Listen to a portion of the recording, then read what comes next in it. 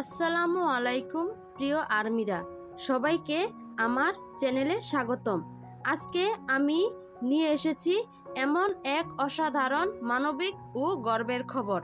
আমাদের সবার প্রিয় মিন ইয়ংগি অর্থাৎ বিটিএস এর সুগা এমন এক কাজ করেছেন যা শুনে আপনার চোখে পানি চলে আসবে। 23 জুন 2025 সাউথ কোরিয়ার সেভারেন্স হাসপাতাল জানিয়েছে যে সুগা 5 বিলিয়ন ওন, যা প্রায় 34 কোটি টাকা অনুদান দিয়েছেন। এই দান দিয়ে তৈরি হচ্ছে একটি বিশেষ চিকিৎসা কেন্দ্র যার নাম মিন ইয়ংগি ট্রিটমেন্ট সেন্টার।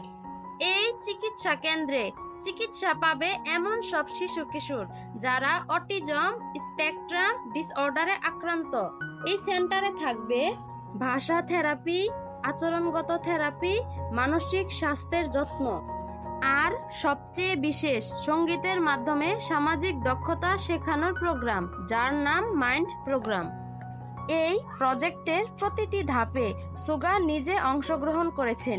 তিনি শুধু টাকা দেননি, দিয়েছেন নিজের শ্রম, সময় ও ভালোবাসাও দিয়েছেন।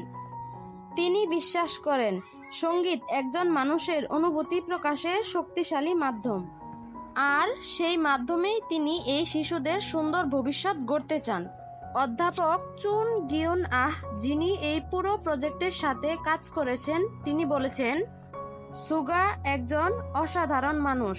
তার এই আন্তরিকতা ও দায়িত্ববোধ সত্যিই হৃদয় ছুঁয়ে যায়। সুগা নিজে বলেছেন, এই শিশুদের পাশে দাঁড়াতে পেরে আমি কৃতজ্ঞ। আমি চাই ওরা যেন সমাজের সদস্য হতে পারে, স্বাধীনভাবে ও ভালোভাবে বাঁচতে পারে।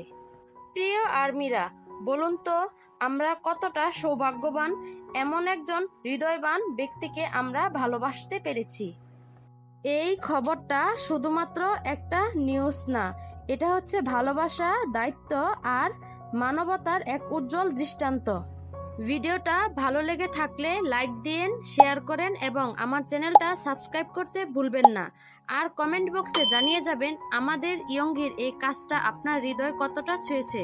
সবাই ভালো থাকবেন। আল্লাহ হাফেজ।